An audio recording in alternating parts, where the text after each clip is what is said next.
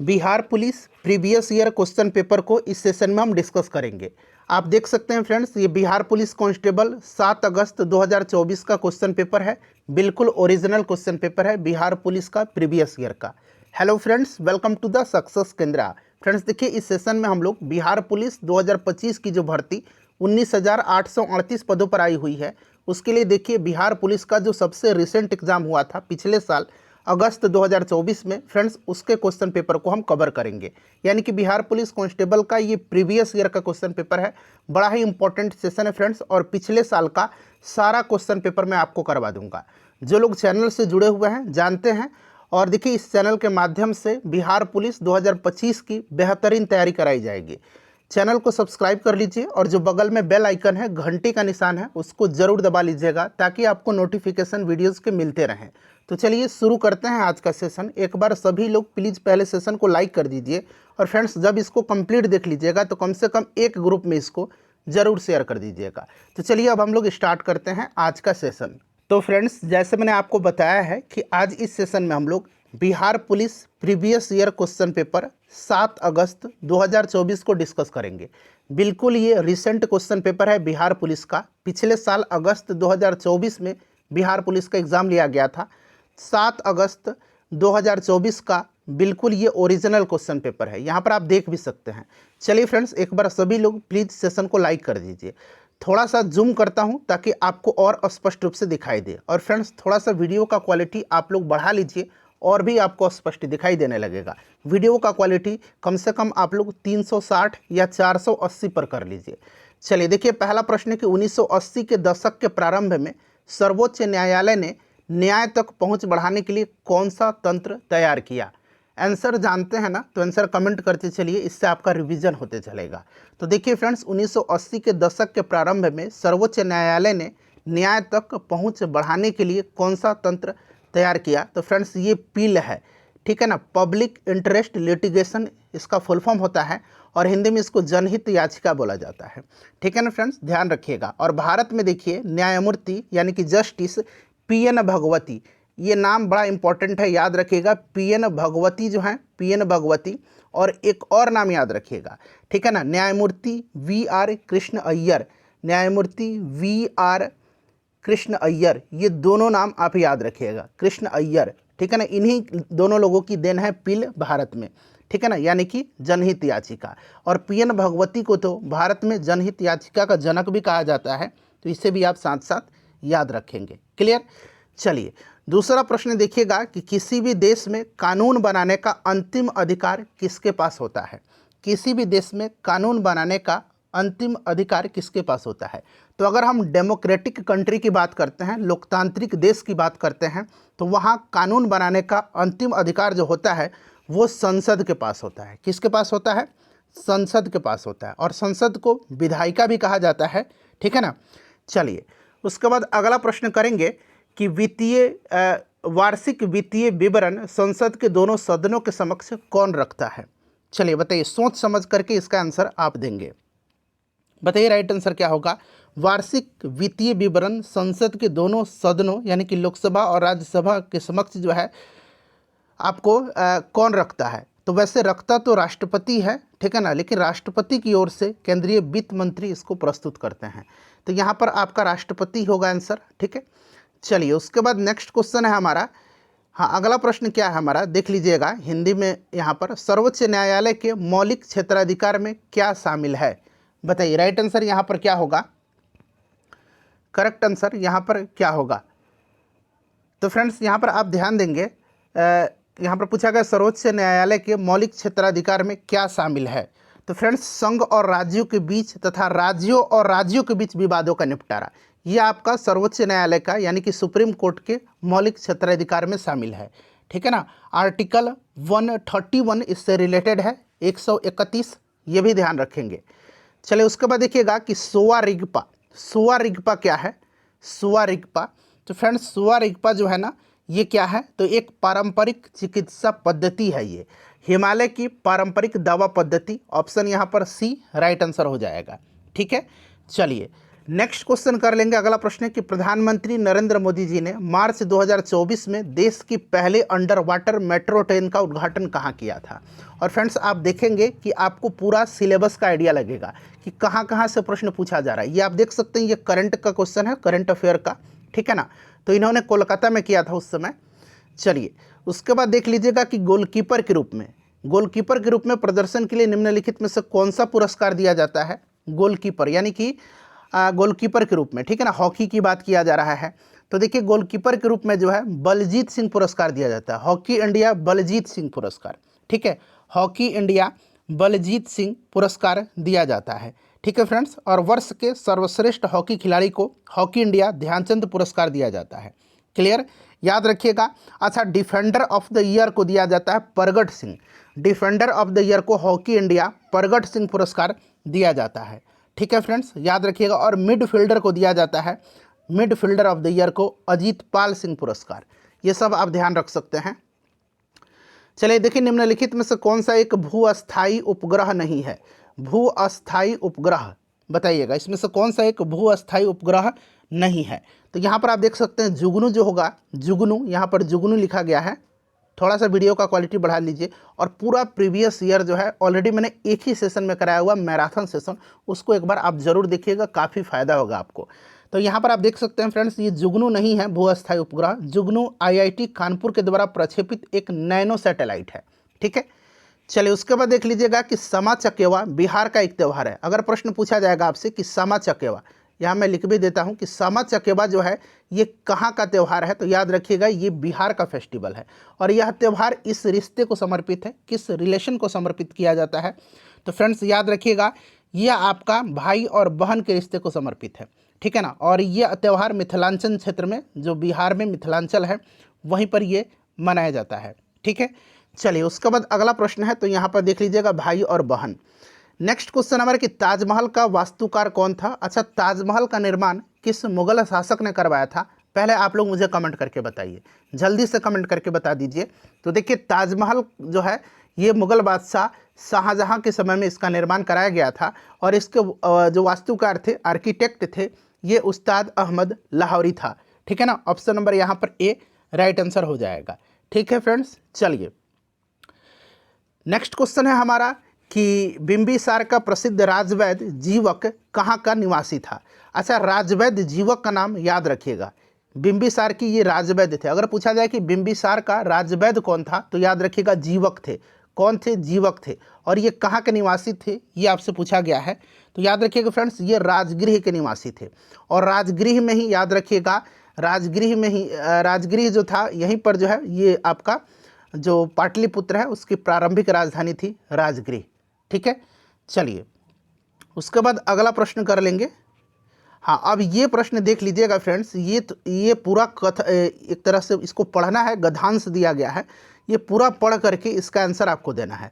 तो देखिए मैं क्या करूँगा कि मैं पीडीएफ क्वेश्चन पेपर का या फिर इस गद्यांश का ही पीडीएफ मैं आपको दे दूंगा टेलीग्राम पर, वहाँ से आप इसको सॉल्व कर लीजिएगा। यहाँ पर देख लीजिएगा लिखा भी गया है कि क्वेश्चन नंबर 12 से लेकर के 14 तक के उत्तर जो है ध्यानपूर्वक पढ़ करके आपको देना है।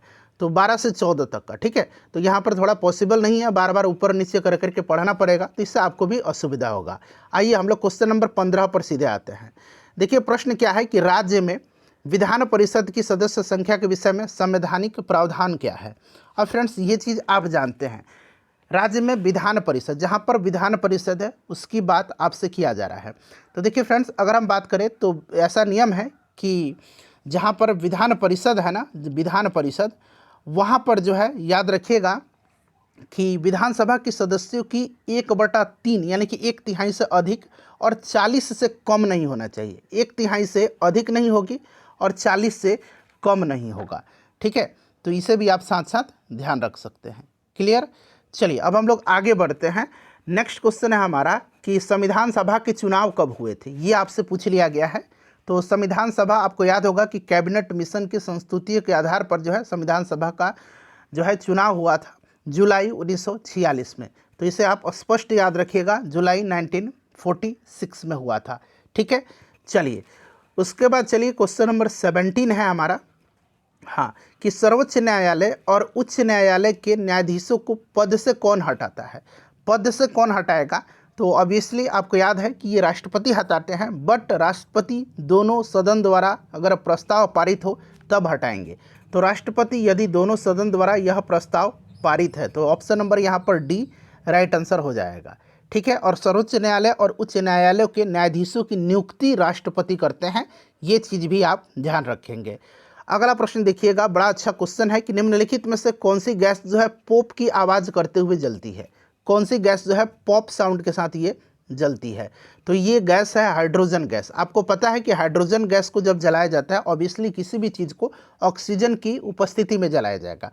अगर हाइड्रोजन को जो है हाइड्रोजन गैस को अगर ऑक्सीजन की उपस्थिति में जलाया जाता है तो ये क्या बनेगा, ये बनेगा जल। क्या बन जाएगा, वाटर बनता है। ठीक है ना। चलिए उसके बाद देख लीजिएगा कि अंडे की जर्दी कोलाइड का कौन सा प्रकार है। अंडे की जर्दी कोलाइड का कौन सा प्रकार है, तो फ्रेंड्स ये जो होता है अंडे की जर्दी, जो एग यॉक है, अंग्रेजी में इसको एग यॉक बोला जाता है, ये है इमल्सन का। किसका, इमल्सन का। चलिए उसके बाद देखिएगा कि आयरन का परमाणु प्रतीक क्या है, लोहा का। अच्छा, लोहा का एटॉमिक नंबर आपसे पूछा जाए तो एटॉमिक नंबर 26 होता है। ठीक है ना, और Fe इसका सिंबल है। ठीक है, Fe, और ये 26 होता है इसका एटॉमिक नंबर। तो यहाँ पर आप देख सकते हैं Fe। ठीक है, यह एल्युमिनियम है, याद रखिएगा। चलिए उसके बाद देखिएगा कि जल में ऑक्सीजन परमाणु की संकरण अवस्था यानी कि हाइब्रिडाइजेशन स्टेट क्या है, ये आपसे पूछा गया जल में। तो इसको डायरेक्टली याद रखिएगा, H2O का ऑक्सीजन में sp3, ठीक है ना, यहाँ लिखा भी गया है ऑप्शन सी में sp3, ये इसका हाइब्रिडाइजेशन यानी कि आपकी संकरण अवस्था है। ठीक है। चलिए अगला प्रश्न है कि यूरोप का स्केच, प्रश्न को ध्यानपूर्वक पढ़िएगा। यूरोप तो आपको दिख ही रहा होगा, यूरोप का स्केच। ठीक है ना, यूरोप का स्केच जो है स्केच, ये रिपोर्ताज के लेखक कौन है, रिपोर्ताज के लेखक। तो फ्रेंड्स ये राजकुमार हैं। ठीक है, हिंदी का क्वेश्चन है, देख लीजिए हिंदी के क्वेश्चन कैसे हैं। चलिए उसके बाद ये मुहावरा है और मिलान करना है, मुहावरा है और इसको मिलान करना है। तो चलिए एक एक करके मिलान करिए। अब देखिए, छाती पर मूंग दलना यानी कि परेशान करना, किसी को साथ रह करके परेशान करना। ठीक है, तो ये चौथा हो जाएगा, यहाँ मैं लिख देता हूँ, पहला मतलब ए का 4 हो जाएगा। छाती पर पत्थर रखना, धैर्यपूर्वक कष्ट को सहना, ठीक है ना। चलिए मिला ही देता हूँ मैं। ठीक है, तो ये आपका पहला हो जाएगा। अच्छा, अगला है छाती पर सांप लौटना यानी कि ईर्ष्या करना। तो यहाँ पर देख सकते हैं ईर्ष्या करना, तो ये तीसरा हो जाएगा। और छाती ठोकना यानी कि कठिन कार्य हेतु प्रतीक्षा करना। ठीक है, कठिन कार्य हेतु प्रतीक्षा करना, तो ये दूसरा हो जाएगा। अब आप लोग आसानी से मिला लीजिएगा, 4 1 3 और 2, 4 1 3 और 2, 4 1 3 और 2, ऑप्शन सी करेक्ट हो जाएगा। चलिए उसके बाद देख लीजिएगा कि निम्नलिखित जो समास यहाँ पर दिया गया है, देखिए पूरा पढ़िए, निम्नलिखित में से कौन सा समास विग्रह सही नहीं है, अब यहाँ पर ध्यान दीजिएगा। देखिए, गुरु दक्षिणा, गुरु के लिए दक्षिणा बिल्कुल करेक्ट है। ऋण मुक्त यानी कि ऋण से मुक्त, सेना नायक यानी कि सेना का नायक, राज्यसभा, राजा के लिए सभा नहीं होगा, राज्यसभा जो है ये राजा की सभा है, ये राजा की सभा होगा, राजा के लिए नहीं होगा, राजा की सभा होगा। ठीक है ना, राजा की सभा, इसीलिए ये गलत है, ऑप्शन ए। ठीक है, चलिए फ्रेंड्स इसको शेयर जरूर करिएगा, और पूरा मैं पिछले साल का क्वेश्चन पेपर 2024 का मैं आपको बिहार पुलिस का प्रीवियस ईयर करा दूंगा। चलिए उसके बाद देखिएगा, खाली स्थान दिया गया, मतलब पूछा गया कि किसने कोशिका में स्थित तरल जैविक पदार्थ को जीव द्रव्य का नाम दिया था। जीव द्रव्य अंग्रेजी में इसको प्रोटोप्लाज्म बोला जाता है। ठीक है ना, ये भी याद रखिएगा, बायोलॉजी वाला टर्म अंग्रेजी में ही पूछ लिया जाता है। जैसे दे देगा कि किसने कोशिका में स्थित तरल जैविक पदार्थ, ठीक है ना, को जीव द्रव्य का नाम दिया था। जीव द्रव्य यानी कि प्रोटोप्लाज्म देकर के पूछा जाएगा, प्रोटोप्लाज्म का नाम दिया था। तो याद रखिएगा ये पुरकिंजे हैं, पुरकिंजे, J.E. पुरकिंजे यहाँ पर दिया गया है, J.E. पुरकिंजे ने दिया था। ठीक है ना, J.E. पुरकिंजे ने 1839 में कोशिका के तरल भाग को जीव द्रव्य का नाम दिया था। ठीक है, जीव द्रव्य एक जीवित द्रव्य है जिसमें सभी कोशिकांग मौजूद होते हैं।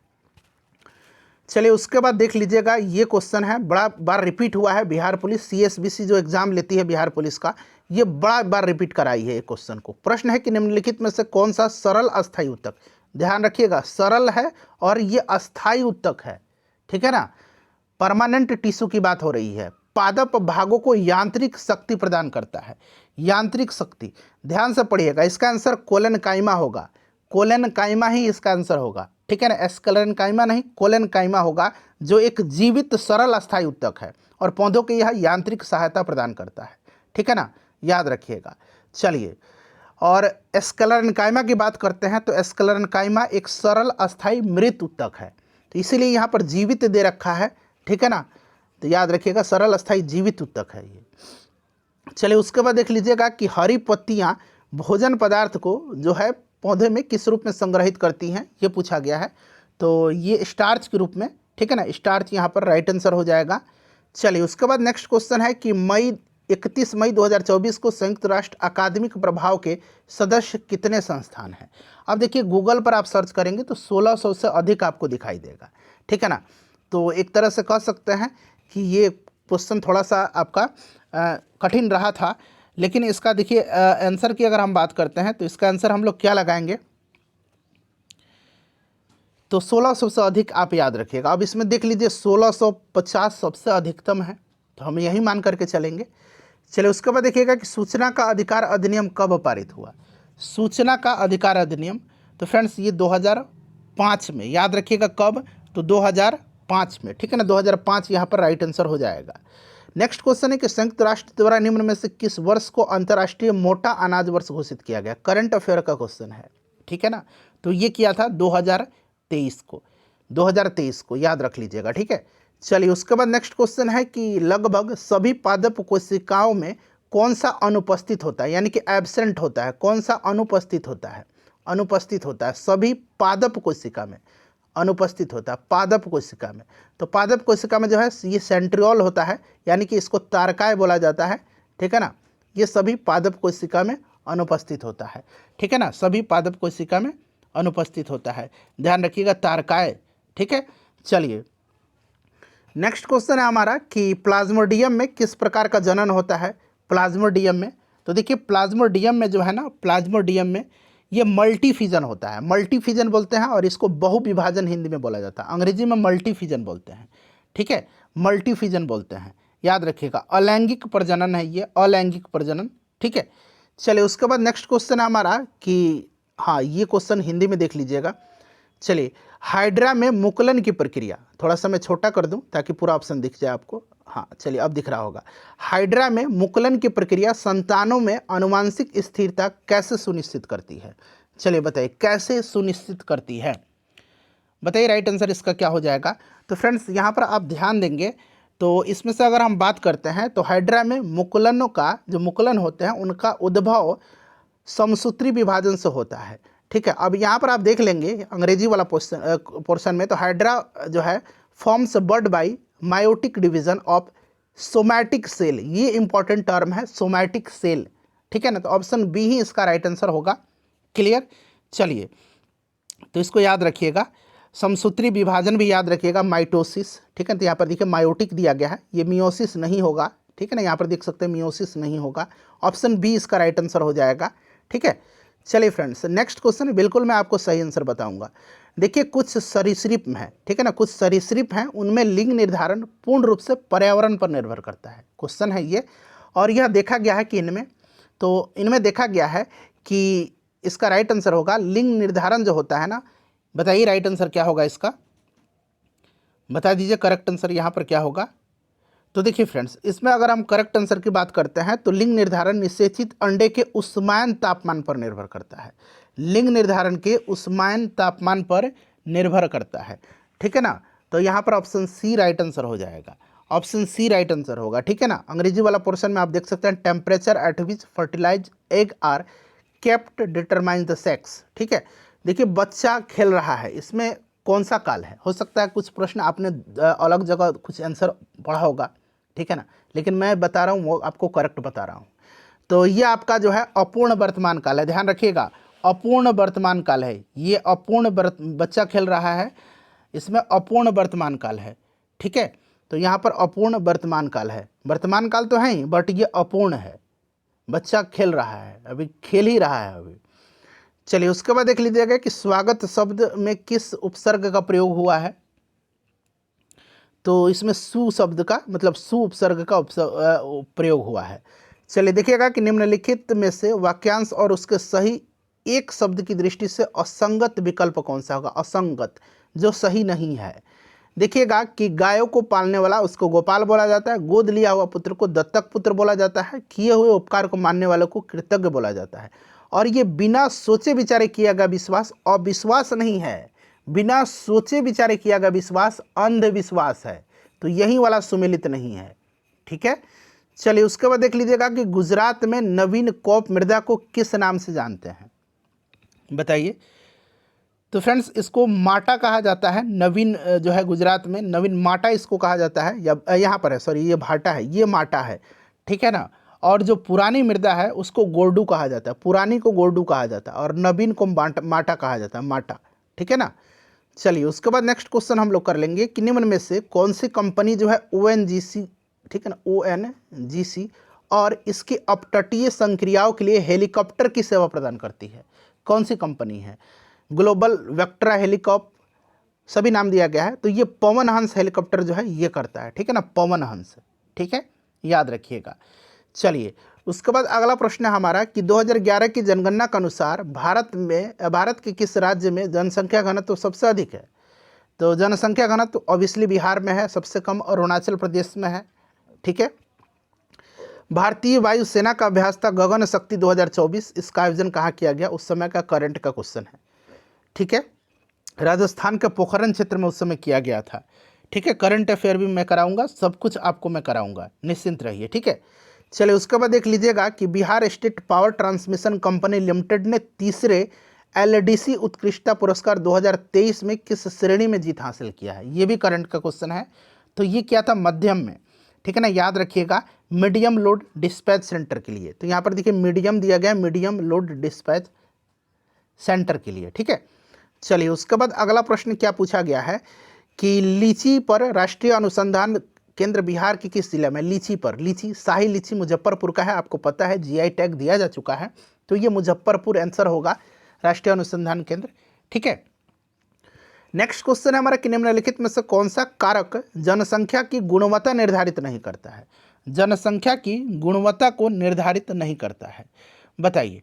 तो यहाँ पर देखिएगा साक्षरता दर बिल्कुल आपका जो गुणवत्ता है वो अब निर्धारित करेगा, जीवन प्रत्याशा करेगा, लोगों द्वारा अर्जित जो कौशल निर्माण है, स्किल्ड डेवलपमेंट है, ये भी करेगा, मुद्रास्फीति नहीं करेगा, ठीक है। चलिए उसके बाद देख लीजिएगा कि निम्न में से कौन सा गैर बाजार क्रियाओं का उदाहरण है, गैर बाजार क्रियाओं का उदाहरण है। अब देखिए ध्यान से पढ़िएगा, आप आसानी से बताइएगा। मोहन एक कृषक है और वह फसल बेचता है, बिल्कुल ये बाजार की क्रिया है, गैर बाजारिक नहीं है, क्योंकि वो अर्जित करता है कुछ उससे। काजू एक दुकानदार है और वह किराने का सामान बेचता है, बिल्कुल ये अर्जन कर रहा है। नेहा एक बुटीक चलाती है और ऑर्डर पर कपड़े सिलती है, बिल्कुल करती है। और ये देखिए ये वाला राम के पास एक गाय है और दूध वह स्वयं पी जाता है। तो ये कुछ अर्जन नहीं कर रहा है, कोई भी मार्केट एक्टिविटीज़ नहीं कर रहा है, ठीक है। तो यही है गैर बाजार क्रिया का उदाहरण। चलिए उसके बाद देखिएगा कि हाँ, बहुराष्ट्रीय निगमों की स्थिति में कौन सा सही नहीं है। जो बहुराष्ट्रीय निगम है, मल्टीनेशनल जो फॉर्म है, तो उनमें कौन सा सही नहीं पूछा गया है। तो वस्तु और सेवाओं का विश्व स्तर पर उत्पादन नहीं किया जाता है, बिल्कुल। अगर मल्टीनेशनल है, बहुराष्ट्रीय है, तो ये विश्व स्तर पर करेगा, यहाँ पर नहीं दिया गया, जो कि गलत है और पूछा गया कि सही नहीं है, ठीक है। चलिए फ्रेंड्स देखिए, honesty is an example of, ये इंग्लिश का क्वेश्चन है, ठीक है। किस प्रकार के नाउन का एग्जाम्पल है ऑनेस्टी, चलिए बताइए। तो ऑनेस्टी जो है ये किस प्रकार के नाउन का है, अब्स्ट्रैक्ट नाउन का है, याद रखिएगा अब्स्ट्रैक्ट नाउन का है। चलिए उसके बाद ऑल मेन मस्ट डाई, इसमें पूछा गया कि एडजेक्टिव इसमें से कौन सा है, ऑल मेन मस्ट डाई। तो यहाँ पर आप देखेंगे ऑल जो है ये एडजेक्टिव है, ठीक है।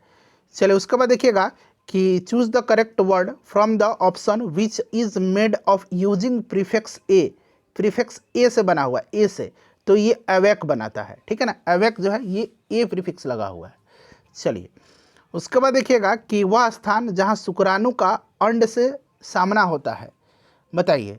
The place at which the sperm encounter with the egg. तो फ्रेंड्स इसको बोला जाता है, क्या बोला जाता है बताइए। तो इसको बोला जाता है फैलोपियन ट्यूब बोला जाता है। ऑप्शन में आप देखेंगे फैलोपियन ट्यूब नहीं है, इसीलिए इसका आंसर होगा ओविडक्ट, यानी कि डिम वाहिनी। और आप याद रखिएगा फैलोपियन ट्यूब भी याद रखिएगा, कभी कभी सीधे फैलोपियन ट्यूब इस तरह से आपको फैलोपियन ट्यूब दे देगा ऑप्शन में, फैलोपियन ट्यूब, ट्यूब, ठीक है ना। चलिए उसके बाद अगला प्रश्न करेंगे, बायोलॉजी का क्वेश्चन था ये। देखिए प्रश्न है खाली स्थान देकर कि मानव शरीर का मुख्य समन्वय केंद्र है। ऑप्शन में फुफ्फुस है, यानी कि लंग्स है, मूत्राशय है, हृदय है, मस्तिष्क है। कौन सा इसमें से मानव शरीर का मुख्य समन्वय केंद्र है, मेन कोऑर्डिनेटिंग सेंटर है? तो ये मस्तिष्क का आपका ब्रेन है, मस्तिष्क राइट आंसर हो जाएगा। कठोर कैल्शियम कार्बोनेट का बना हुआ कंकाल किसका गुण है, बताइए फ्रेंड्स। तो कठोर कैल्शियम कार्बोनेट का बना हुआ कंकाल किसका गुण है?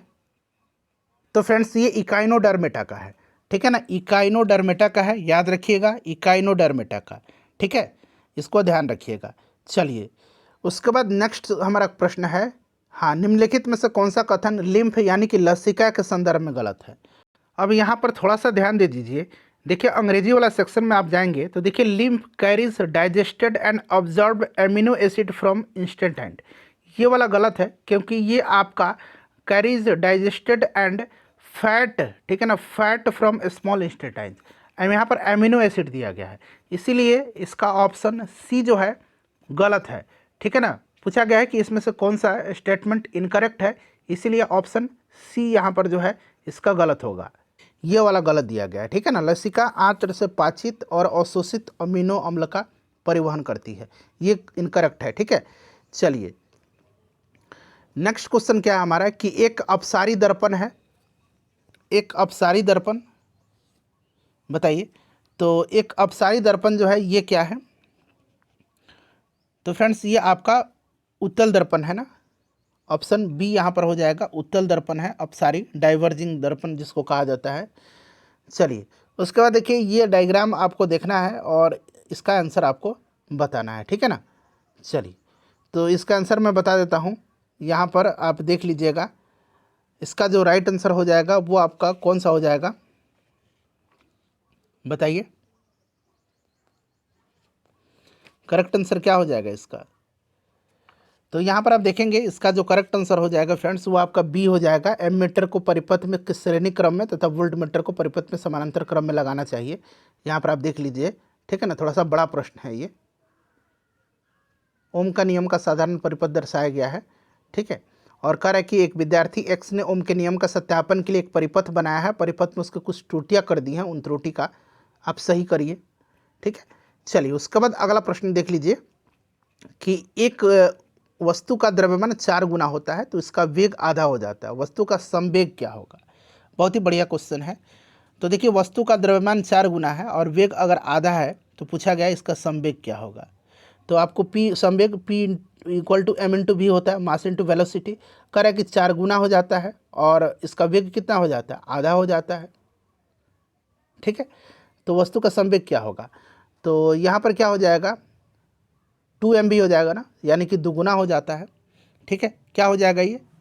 दुगुना हो जाएगा, दोगुना राइट आंसर हो जाएगा इसका, ठीक है। चलिए उसके बाद देख लीजिएगा कि विद्युत उपकरणों को अति भारण ओवरलोडिंग से बचाने के लिए, ओवरलोडिंग के कारण लघु परिपथ से सुरक्षित रखने के लिए महत्वपूर्ण सुरक्षा विधि कौन सी है? तो सिंपल सा क्वेश्चन, फ्यूज़ का प्रयोग किया जाता है, फ्यूज़ का उपयोग होगा, ठीक है ना। चलिए उसके बाद देखिएगा फिल इन द ब्लैंक्स है, पूछ रहा है कि बिहार में खाली स्थान दिया गया है और मतलब इसका अ दिया गया है वन्य जीव अभयारण्य, ठीक है, और ब में राष्ट्रीय पार्क और स में टाइगर रिजर्व है, बताइए। देखिए बिहार की अगर हम बात करते हैं फ्रेंड्स तो याद रखिएगा 13 वन्य जीव अभयारण्य, एक राष्ट्रीय पार्क जो कि वाल्मीकि राष्ट्रीय पार्क है, नेशनल पार्क पश्चिम चंपारण में, और एक टाइगर रिजर्व है वाल्मीकि नगर में ही। तो ये वाला एक एक आप देख रहे हैं ना, यही वाला ऑप्शन आपको चुनना है, एक नेशनल पार्क है और एक टाइगर रिजर्व है, तो इस हिसाब से देखा जाए तो ये वाला सुटेबल हो रहा है ना, ठीक है ना। चलिए उसके बाद देख लीजिएगा ये मिलान करना है और आपको बताना है, ठीक है ना। सूची को सम्मिलित करिए और नीचे दिए गए कूट की सहायता से आपको आंसर चुनना है। तो भाबर जो है ये छिद्रपूर्ण मिट्टी हो जाएगा, भाबर आपका छिद्रपूर्ण मिट्टी हो जाएगा। तराई जो है ये घने जंगल और वन्य प्राणियों वाला क्षेत्र में पाई जाने वाली मिट्टी है तराई। भांगर जो है, भांगर इसको बांगर भी कहा जाता है, पुरानी जलोढ़ मिट्टी को कहा जाता है। और खादर है युवा निक्षेप, ठीक है ना, नवीन जलोढ़ मिट्टी, मिला लीजिएगा इसको। चलिए उसके बाद देखिए निम्नलिखित को सुमेलित करना है, नदी है और सहायक नदी है। बहुत ही अच्छा क्वेश्चन है। चलिए एक एक करके मिलाइए। गोदावरी की सहायक नदी इसमें से कौन सी होगी? गोदावरी की सहायक नदी हो जाएगी आपकी वेनगंगा, ठीक है। गंगा की सहायक नदी हो जाएगी इसमें से कोसी, ठीक है। कृष्णा की हो जाएगी आपकी कोयना, ठीक है। और कावेरी की हो जाएगी आपकी अमरावती, ठीक है। चलिए अगला प्रश्न कर लेंगे। नेक्स्ट क्वेश्चन है हमारा कि निम्न में से कौन सा खनिज मोनाजाइट रेत से मिलता है? तो सिंपल सा क्वेश्चन है, थोरियम, ठीक है ना। थोरियम राइट आंसर हो जाएगा। चलिए उसके बाद देख लीजिएगा कि the teacher teaches the students, ये आपका choose the correct passive voice इसमें से चुनना है, ठीक है। The teacher teaches the students, तो यहाँ पर क्या हो जाएगा friends? The students are taught by the teacher, the students are taught by the teacher, तो यहाँ पर हो जाएगा ऑप्शन ए, ठीक है। चलिए उसके बाद देखिएगा कि I was deeply affected by his urban behaviour, तो यहाँ पर ये जो अंडरलाइन किया गया है ना, इसका अपोजिट आपको बताना है, अपोजिट बताना है। तो इसका मतलब होता है क्या? अर्बन का अर्थ होता है, बताइए, रूड हो जाएगा इसका, ठीक है ना। तो यहाँ पर रूड हो जाएगा। चलिए उसके बाद देखिए दो संख्याएं जिनका योग 28 और गुणनफल 187 है, तो यह संख्या क्या होगी? मैथ का है, बना लीजिएगा। इसका आंसर मैं आपको बता देता हूँ। इसका आंसर आपका कितना हो जाएगा, बताइए राइट आंसर क्या हो जाएगा? थोड़ा सा आप भी समय दीजिए और करेक्ट आंसर इसका बताइए कि क्या होगा। वैसे मैथ वाला जो है ना, मैं आपको इसका आंसर बता दूंगा, ठीक है। तो यहाँ पर 11 और 17 हो जाएगा इसका, ठीक है। चलिए 11 और 17 हो जाएगा, आप लोग सॉल्व करिएगा। ये भी मैथ का क्वेश्चन है, ठीक है। इसका आंसर मैं आपको बता देता हूँ। इसका आंसर हो जाएगा आपका 10 किलोमीटर प्रति घंटा, ठीक है। चलिए अगला प्रश्न क्या है? हाँ, ये वाला क्वेश्चन देखिए। प्रश्न क्या है कि निम्नलिखित में से कौन सा विकल्प सही दिया गया? और कह रहा है, ये ऑप्शन डी देख लीजिए, ए बी सी, मतलब कथन एक सत्य है, दो असत्य है, ठीक है ना, इस तरह से दिया गया है। कह रहा है कि पहला है कि वृत्त के बाहर स्थित किसी बिंदु से जाने वाले वृत्त पर एक और केवल एक स्पर्श रेखा है। बाह्य बिंदु से वृत्त पर खींची गई स्पर्श रेखाओं की लंबाई बराबर होती है। बताइए इसमें से कौन सा होगा? तो देखिए दूसरा कथन सत्य है परंतु पहला असत्य है, इसीलिए इसका जो है राइट आंसर क्या हो जाएगा?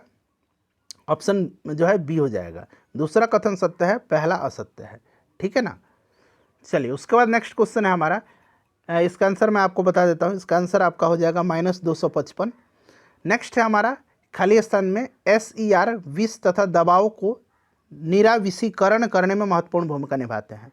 कौन? तो फ्रेंड्स ये जो आपका यकृत कोशिका है, यकृत कोशिका, ठीक है ना, यही जो है आपके SER विष तथा दबाव को निराविषीकरण करने में महत्वपूर्ण भूमिका। SER का मतलब होता है क्या? एस्मोथ एंडोप्लाज्मिक रेटिकुलम, ठीक है। चलिए उसके बाद अगला प्रश्न है हमारा। देखिए फिर से मिलान करना है, मिलान करने वाला देख रहे हैं ज़्यादा दिया गया है। यहाँ पर देखिए द्रव संयोजी उत्तक, तो ये आपका रक्त हो जाएगा। संयोजी उत्तक है, कनेक्टिंग टिश्यू है रक्त, आपको भी पता है, थोड़ा सा दिमाग लगाइएगा। उपकला उत्तक, तो उपकला उत्तक त्वचा है। जोड़ों की सतह, तो जोड़ों की सतह जो है ये उपास्थि है, ठीक है ना। और तंत्रिका उत्तक स्पाइनल कॉर्ड, तंत्रिका उत्तक, ठीक है। चलिए उसके बाद अगला प्रश्न देखिएगा कि यह सिद्ध करने के लिए कि जीवन की उत्पत्ति कार्बनिक अणुओं से हुई है, मिलर और यूरो के द्वारा एक प्रयोग किया गया था। उन्होंने जो गैसें ली थी वे गैस कौन सी है, ये आपसे पूछा गया है। तो इन्होंने लिया था फ्रेंड्स अमोनिया, मीथेन और हाइड्रोजन को, ठीक है ना। इन्होंने इनको लेकर के उच्च विद्युतीय स्पार्क कराया और यह निष्कर्ष निकला कि पृथ्वी पर जीवों की उत्पत्ति कार्बनिक अणुओं से हुई थी। तो याद रखिएगा अमोनिया, मीथेन और हाइड्रोजन। अमोनिया कहाँ पर दिया गया? अमोनिया, मीथेन, हाइड्रोजन, देखिए कहाँ पर है। राइट आंसर यहाँ पर क्या होगा? क्वेश्चन नंबर 70 का आंसर बताइए। ऑप्शन यहाँ पर आपका डी हो जाएगा, मीथेन, अमोनिया और हाइड्रोजन, ठीक है ना। चलिए उसके बाद नेक्स्ट हाइड्रोजन सल्फाइड दिया गया है। चलिए उसके बाद नेक्स्ट क्वेश्चन है हमारा। हाँ, ये वाला देख लीजिएगा। इसका आंसर मैं आपको बता देता हूँ। 71 का करेक्ट आंसर आपका हो जाएगा 9F हो जाएगा, ठीक है। चलिए उसके बाद देख लीजिएगा, ये वाला आंसर है। हाँ, कह रहा है कि ना कि एक प्रतिरोध जो है आर प्रतिरोध की किसी तार के टुकड़े को 6 बराबर भागों में काटा जाता है। इन टुकड़े को फिर पार्श्वक्रम यानी कि समानांतर में संयोजित कर देते हैं। तो इस संयोजन का तुल्य प्रतिरोध R है। तो R/R यहाँ पर इस तरह से लिखा गया, R/R' का अनुपात क्या होगा? तो फ्रेंड्स इसका अनुपात हो जाएगा आपका 36/1 होगा, जो कि ऑप्शन में ए में दिया गया है, ठीक है ना। 36/1 यहाँ पर इसका आंसर होगा, ठीक है ना। इसका आंसर होगा आपका 36/1, ठीक है। चलिए उसके बाद नेक्स्ट क्वेश्चन कर लेंगे। अब देख लीजिए यहाँ पर कह रहेंगे ना कि आर प्रतिरोध को 6 टुकड़े में किया गया है, ठीक है। तो इसको समानांतर क्रम में अगर जोड़ेंगे तो 1/6 इंटू R/6, तो ये R/36 हो जाएगा, ठीक है ना। R/ये 36 हो जाएगा और R'/R किया गया है, ठीक है ना। तो इसीलिए 36 आंसर हो जाएगा इसका। देखिए निम्नलिखित में से किस माध्यम में ध्वनि सबसे तेज गति से चलती है। तो आपको पता है कि ठोस में ध्वनि की चाल सबसे ज़्यादा होती है और गैस में सबसे कम होती है। ध्वनि निर्वात में गमन नहीं करती है, इस चीज़ को आप याद रखिएगा। तो यहाँ पर स्टील हो जाएगा। चलिए कौन सी नदी जो है दक्षिण गंगा के नाम से जानी जाती है। तो ये गोदावरी को कहा जाता है, ठीक है। चलिए नेक्स्ट क्वेश्चन है, जहाँ भी आपको डाउट है क्वेश्चन नंबर आप लिख करके कमेंट करिएगा, ठीक है ना। चलिए देखिएगा वन्यजीव अभयारण्य और राज्य पूछा गया। तो कोयना कहाँ पर है, कोयना महाराष्ट्र में है, बड़ा इंपॉर्टेंट है, याद रखिएगा। उसके बाद देखिए इतुरंगरम कहाँ पर है। तो इतुरंगरम जो है यह आपका तेलंगाना में पड़ेगा। सरिस्का आपको पता है, सरिस्का राजस्थान में पड़ता है और चंद्रप्रभा जो है ये उत्तर प्रदेश में पड़ता है, ठीक है। डायरेक्टली आप याद रखिए इसको। चलिए उसके बाद देख लीजिएगा कि बिहार में जब पहली बार राष्ट्रपति शासन लगाया गया था तो राज्य के राज्यपाल कौन थे। अच्छा राज्यपाल पूछा गया, कहीं मुख्यमंत्री पूछता तो मुख्यमंत्री भोला पासवान शास्त्री थे, याद रखिएगा भोला पासवान शास्त्री। 1968 में राष्ट्रपति शासन लगा गया था। अब तक 8 बार लगाया जा चुका है बिहार में और उस समय राष्ट्रपति नित्यानंद कानूनगो थे और मुख्यमंत्री कौन थे, भोला पासवान शास्त्री थे। ये भी आप ध्यान रख सकते हैं, ठीक है। चलिए उसके बाद देख लीजिएगा कि निम्नलिखित में गलत कथन आपको चुनना है। चलिए गलत कथन इसमें से आपको चुनना है, सब पढ़ करके बताइए और इसमें से गलत कथन आपको चुनना है। चलिए एक एक करके सबको पढ़िए और गलत कथन इसमें से आपको बताना है। देखिए आज़ादी से पूर्व राय बहादुर सचिव चंद्र सिन्हा बिहार विधान परिषद के पहले अध्यक्ष थे, ठीक है। आज़ादी से पूर्व बिहार विधान परिषद के पहले अध्यक्ष राजीव रंजन प्रसाद थे, ठीक है ना, राजीव रंजन प्रसाद। तो ये होगा राजीव रंजन प्रसाद थे, ठीक है। चलिए उसके बाद नेक्स्ट क्वेश्चन कर लेंगे कि हाँ खाली स्थान दिया गया है, लॉर्ड से उसी प्रकार संबंध है जिस प्रकार से मध्यकालीन समय में लॉर्ड राजा से संबंध था। तो यहाँ पर इसका आंसर क्या होगा, यहाँ पर इसका आंसर होगा नाइट, ठीक है ना। नाइट लॉर्ड से उसी प्रकार से संबंध थे जिस प्रकार मध्यकालीन समय में लॉर्ड राजा से संबंध थे। तो यहाँ नाइट हो जाएगा सामंत, ठीक है। चलिए देखिएगा कि पीलीबंगा पुरातत्व स्थल किस भारतीय राज्य में स्थित है, बड़ा इंपॉर्टेंट है और हो सकता है आपके लिए नया प्रश्न है। पीलीबंगा तो ये आपका राजस्थान के हनुमानगढ़ में, ठीक है। कालीबंगा आपने तो पढ़ा ही है, ठीक है, आपने पीलीबंगा पढ़ लिया। चलिए उसके बाद नेक्स्ट क्वेश्चन है हमारा कि शेख निजामुद्दीन औलिया की दरगाह कहाँ पर स्थित है। तो इनकी दरगाह जो है गियासपुर में है, गियासपुर में। यहाँ पर देखिए गियासपुर लिखा गया है, गियासपुर, यहाँ मैं लिख देता हूँ गियासपुर, ठीक है, गियासपुर में है, इसे आप ध्यान रखिएगा, ठीक है। ये चिश्ती संप्रदाय के एक सूफी संत थे, ठीक। चलिए उसके बाद नेक्स्ट क्वेश्चन कर लेंगे कि इसरो का मानव अंतरिक्ष उड़ान केंद्र किस शहर में स्थित है। तो इसरो का जो है मानव अंतरिक्ष उड़ान केंद्र यह आपका बेंगलुरु में है, ठीक है।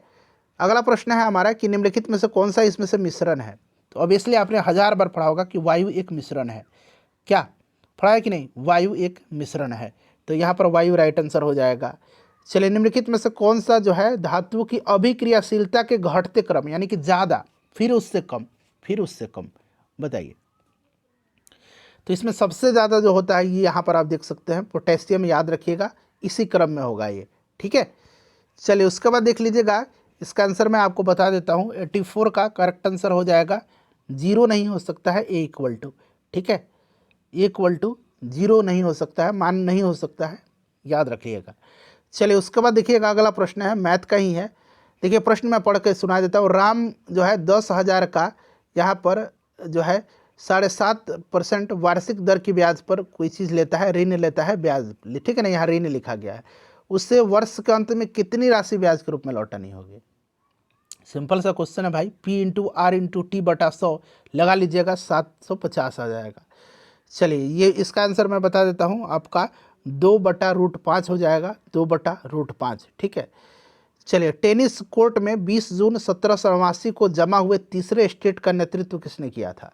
टेनिस कोर्ट में 20 जून 1789, देखिए कितना जो है ये स्टैटिक कह सकते हैं कि ये आपका फ्रांस की जब क्रांति हुई थी उस समय से ये रिलेटेड है।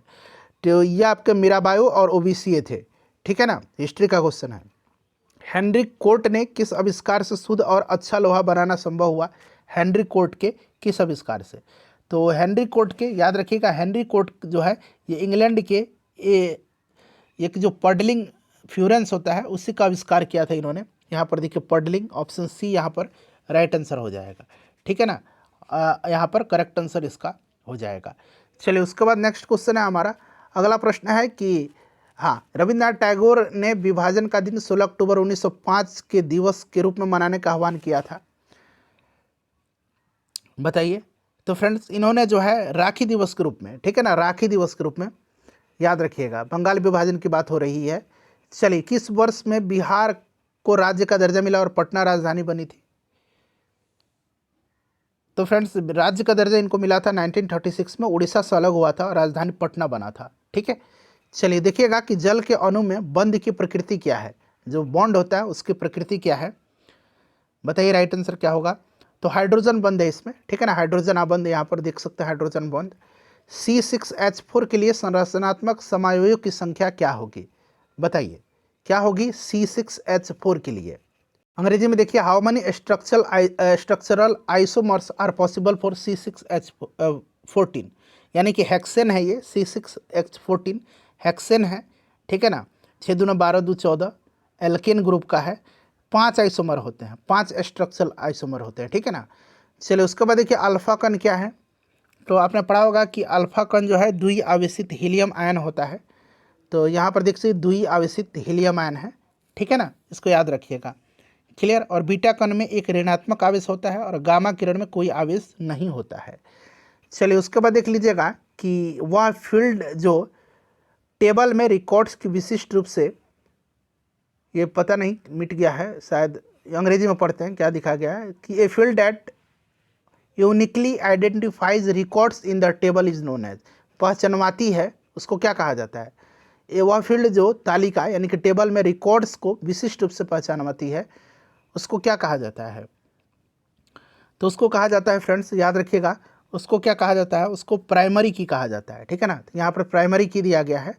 चलिए उसके बाद देखिएगा कंप्यूटर में इनपुट प्रोसेसिंग और आउटपुट डिवाइसों को जोड़ने का कार्य कौन करता है?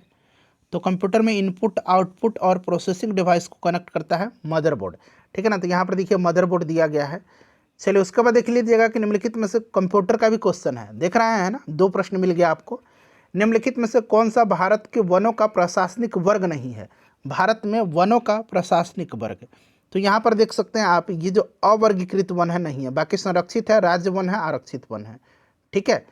चलिए उसके बाद देख लीजिएगा कि भारतीय नौसेना और IAF ने अप्रैल 2024 को कौन सा मिसाइल शामिल किया था, उसका नाम पूछा गया, करंट का क्वेश्चन है, देख लीजिए। तो फ्रेंड्स ये आपका रैमपेज था, ठीक है ना, रैमपेज था। अगला प्रश्न है हमारा कि the conspiracy to oust me from the presidency, अंग्रेजी में पढ़िए ज़्यादा अच्छा रहेगा। चलिए देखिए बुक का नाम है the conspiracy to oust me from the presidency, oust me from the presidency, ये पुस्तक किसकी है? तो फ्रेंड्स याद रखिएगा, इंपॉर्टेंट है, ये गोतबाया राजपक्षे थे श्रीलंका के, उन्हीं की है, गोतबाया राजपक्षे, ठीक है ना। चलिए उसके बाद देख लीजिएगा कि फ्रांस के सर्वोच्च नागरिक सम्मान से 2024 में किसको सम्मानित किया गया? तो फ्रेंड्स ये शशि थरूर को सम्मानित किया गया। करंट का वेटेज आप देख सकते हैं, 7-8 क्वेश्चन है इसमें। चलिए उसके बाद देख लीजिएगा आखिरी क्वेश्चन है कि निम्नलिखित में से कौन सा मिसाइल एंटी टैंक मिसाइल है? तो इसमें से नाग एंटी टैंक मिसाइल है। पूरा क्वेश्चन पेपर 2024 का मैं कराऊंगा, बस सपोर्ट करिए, लाइक